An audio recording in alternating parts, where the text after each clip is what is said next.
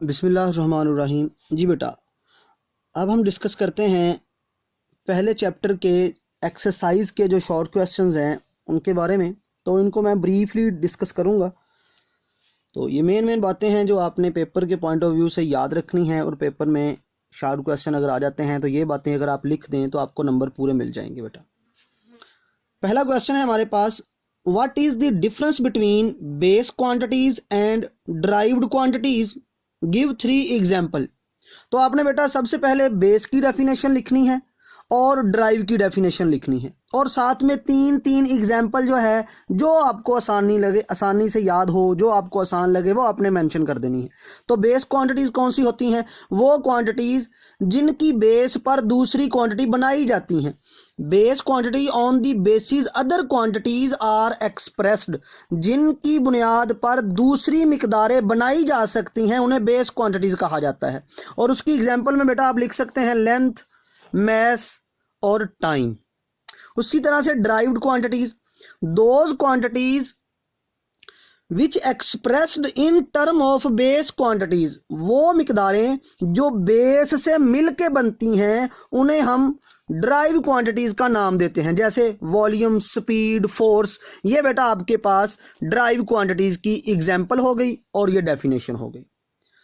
उसके बाद 1.3 जो है ये हमारे पास क्वेश्चन है, pick out the base unit in the following. यहां पर कुछ क्वांटिटीज बेटा दिए गए हैं, वो कहता है इनमें से आपने बेस यूनिट्स जो हैं इन दी फॉलोइंग वो आपने सेलेक्ट करने हैं कि बेस यूनिट इनमें से कौन कौन से हैं।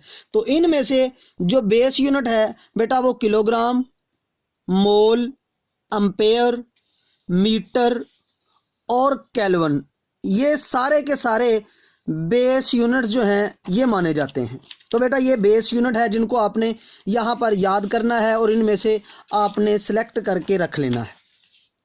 उसके बाद है हमारे पास next question, find the base quantities involved in each of the following derived quantities. यहाँ पर 4 ड्राइव्ड क्वांटिटीज दी गई हैं। उन चारों ड्राइव क्वांटिटी में आपने बताना है कि कौन कौन सी बेस क्वांटिटीज शामिल हैं। जैसे कि स्पीड है, स्पीड के अंदर 2 बेस क्वांटिटीज शामिल हैं। कौन कौन सी? लेंथ और टाइम। उसके बाद वॉल्यूम है, वॉल्यूम में लेंथ बेटा छुपी हुई क्वांटिटी है बेस। फोर्स में मैस, लेंथ और टाइम ये है। वर्क के अंदर बेस क्वांटिटीज कौन कौन सी है? मैस, लेंथ और टाइम। तो ये इस तरह से आपने इसके आंसर जो है वो देने हैं कि आपने क्वांटिटी लिखनी है और उसके अंदर छुपी हुई जो बेस क्वांटिटीज हैं उनको बता देना है बस। उसके बाद बेटा क्वेश्चन नंबर 5 आ जाता है 1.5, estimate your age in second. आपने अपनी एज सेकंड में बतानी है। आपकी जो भी एज है, लेट करते हैं कि 15 ईयर आपकी एज है, तो आपने 15 को मल्टीप्लाई करना है एक साल के अंदर जितने दिन होते हैं। तो एक साल में बेटा 365 दिन है, तो 15 को मल्टीप्लाई करेंगे आप 365 से। और एक दिन में कितने घंटे हैं जी? 24 घंटे, तो 24 से मल्टीप्लाई करेंगे। एक घंटे में कितने मिनट है? 60 मिनट, 60 से मल्टीप्लाई कर दिया। फिर एक मिनट में कितने सेकंड है? 60 सेकंड। तो बेटा आप इन सब को जब मल्टीप्लाई करोगे तो ये आपके पास आंसर आ जाएगा। ये आपने बाय कैलकुलेटर जो है इसको सॉल्व आउट करना है। वैसे आपने इसको मल्टीप्लाई करने नहीं बैठ जाना, क्योंकि इस लेवल पे आप कैलकुलेटर इस्तेमाल कर सकते हैं, पेपर में इजाज़त होती है, तो आपने कैलकुलेटर का इस्तेमाल करना है। तो ये अगर किसी की बच्चे की एज 12 ईयर है तो वो 15 की जगह पे 12 लिखेगा। किसी की 13 है तो वो 15 की जगह पे 13 लिखेगा। लेकिन ये वाला बाकी सारा प्रोसीजर जो है 365, 24 और 60 एंड 60 ये यही रहेगा, ये चेंज नहीं होगा। नेक्स्ट क्वेश्चन है बेटा हमारे पास, what role SI unit have played in the development of science.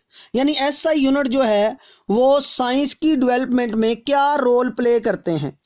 तो एसआई यूनिट जो है वो बहुत इंपॉर्टेंट रोल प्ले करते हैं साइंस की डेवलपमेंट में।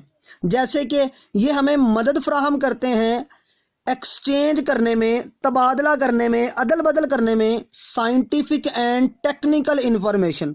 यानी एसआई यूनिट की मदद से हम साइंसी और टेक्निकल जो मालूमात होती हैं उनका तबादला कर सकते हैं, उनको अदल बदल कर सकते हैं एट इंटरनेशनल लेवल, यानी बैनुल इक़वामी सतह पर हम क्या कर सकते हैं, उनका तबादला कर सकते हैं। यानी एक कंट्री दूसरे कंट्री के साथ कुछ चीज़ों की लेन देन करना चाहता है तो वो SI यूनिट की बदौलत आसानी से तय की जा सकती हैं। तो ये इसका आंसर आपने मेन लिखना है बेटा।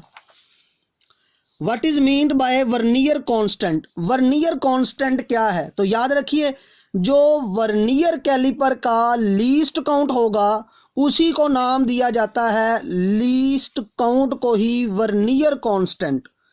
तो आप जानते हैं कि लीस्ट काउंट जो है वर्नियर कैलिपर का वो कैसे कैलकुलेट किया जाता है, किसके बराबर है? तो लीस्ट काउंट जो है वो 0.1 मिलीमीटर या 0.01 सेंटीमीटर में है। ये आपने वैल्यू जो है वो आंसर में लिख देना है, तो ये आपका आंसर जो है वो ठीक माना जाएगा। यानी लीस्ट काउंट बता देना है मिलीमीटर में भी और सेंटीमीटर में भी। उसके बाद है what do you understand by the zero error of a measuring instrument? Measuring instrument जितने भी हैं उनमें जीरो एरर से क्या मुराद होती है, आपने उसको बयान करना है। तो जब भी आपके पास कोई भी मेजरिंग इंस्ट्रूमेंट की बात की जाए, जैसे वर्नियर कैलिपर है या स्क्रू गेज है, अब हम क्या करते हैं, दोनों में उनके दोनों हिस्सों को आपस में मिलाया जाता है। अगर वर्नियर कैलिपर की बेटा बात करें तो वर्नियर कैलिपर में हम उनके दोनों जबड़ों को आपस में मिलाते हैं।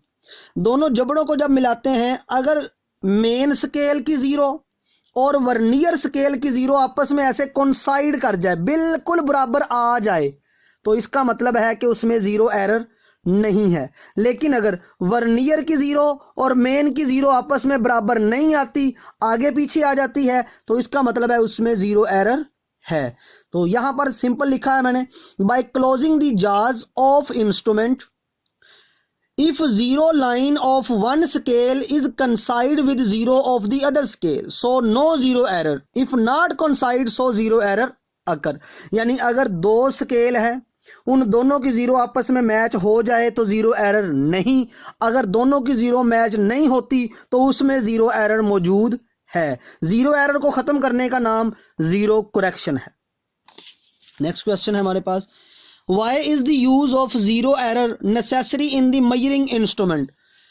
जीरो एरर जो है उसको हम इस्तेमाल क्यों करते हैं, क्यों ज़रूरी है, क्या उसकी ज़रूरत पड़ती है हमें इंस्ट्रूमेंट के लिए? उसकी वजह बेटा ये है कि अगर हमें ज़ीरो एरर जो है उसका पता नहीं चलेगा और हम रीडिंग फाइंड करना बैठ जाएंगे, किसी भी चीज़ की पैमाइश करने बैठ जाएंगे, तो हमारी रीडिंग जो है वो एक्यूरेट नहीं मानी जाएगी, उसमें गलती होगी।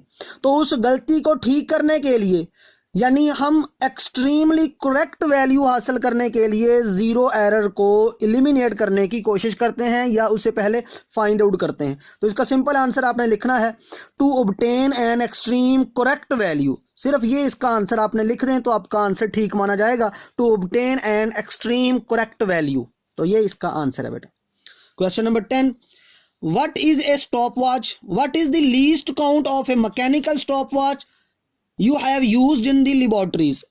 वो कहता है कि जो आप लेबोरेटरी के अंदर स्टॉप वॉच इस्तेमाल करते हैं, अगर वो मैकेनिकल स्टॉप वॉच है तो उसका लीस्ट काउंट बताना है और वो किस मकसद के लिए इस्तेमाल की जाती है।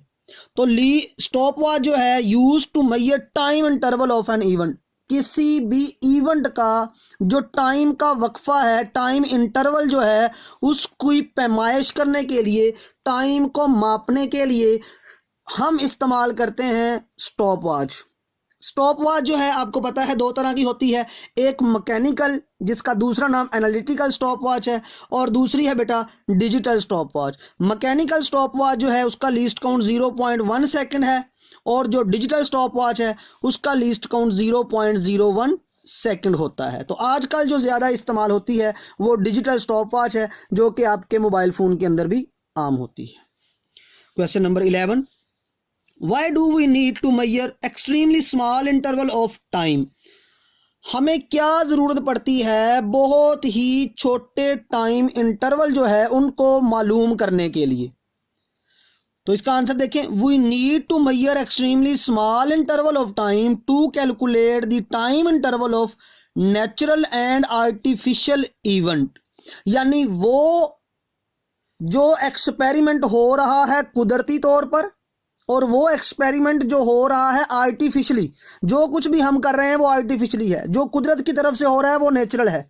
तो इन दोनों के दरमियान जो टाइम है हम उसको डिफ्रेंशिएट करने के लिए स्मॉल इंटरवल जो है उसको मालूम करते हैं। तो इसका आंसर देखिए, we need to measure extremely small interval of time to calculate, यहां से आपका आंसर है to calculate the time interval of natural and artificial event. यानी हमने टाइम इंटरवल मालूम करना है नेचर का और आर्टिफिशियल इवेंट का, इन दोनों में कितना फर्क आता है, इसलिए हम स्मॉल इंटरवल जो है वो कैलकुलेट करते हैं, फाइंड करते हैं। Next question, what is meant by significant figure of measurement. तो आपने यहाँ पे सिंपल सिग्निफिकेंट फिगर जो है उसकी डेफिनेशन लिखनी है और कुछ भी नहीं है। तो सिग्निफिकेंट फिगर की डेफिनेशन क्या है, all accurately known digit and the first doubtful digit in an expression are called significant figure. यानी किसी भी एक्सप्रेशन में जितने एक्यूरेट डिजिट होते हैं वो, और जो उनमें से पहला शक वाला हिस्सा होता है वो, उन्हें हम बेटा नाम देते हैं सिग्निफिकेंट फिगर। लास्ट क्वेश्चन है हमारा इस चैप्टर का, how is precision related to significant figure in a measured quantity. किसी मेजर्ड क्वांटिटी में सिग्निफिकेंट फिगर जो है उसका प्रेसिजन के साथ क्या ताल्लुक है। तो याद रखिएगा, जितना कोई नंबर जो है सिग्निफिकेंट होगा उतना ही वो नंबर हमारे पास ज्यादा से ज्यादा प्रिसाइज होगा। तो more significant figure mean greater precision, ये इसका सिंपल आपने आंसर लिख देना है, more significant figure mean greater precision. यानी जितना कोई नंबर सिग्निफिकेंट होगा उतना ही वो ज्यादा से ज्यादा प्रिसाइज होगा, एक्यूरेट की तरफ जाएगा और अच्छा माना जाएगा। तो ये हमारा आज का टॉपिक था बेटा। कल हम इंशाल्लाह इस चैप्टर के डिस्कस करेंगे न्यूमेरिकल, जो कि बहुत इंपॉर्टेंट है। तो कल के लिए अल्लाह हाफिज।